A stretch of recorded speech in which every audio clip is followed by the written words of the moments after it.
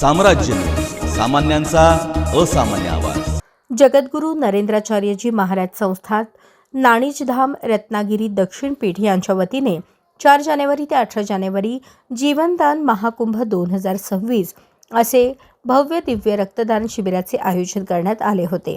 या कार्यक्रमाला अनुसरून सोलापूर शहर व जिल्हा सेवा समिती यांच्या वतीने विविध 43 ठिकाणी कॅम्पचे आयोजन करण्यात आले होते। सोलापूर शहर व जिल्ह्यातून 2658 रक्त बॅग संकलन करण्यात आले। या शिबिरामध्ये महिला भगिनी बहुसंख्येने उपस्थित राहून रक्तदान केले।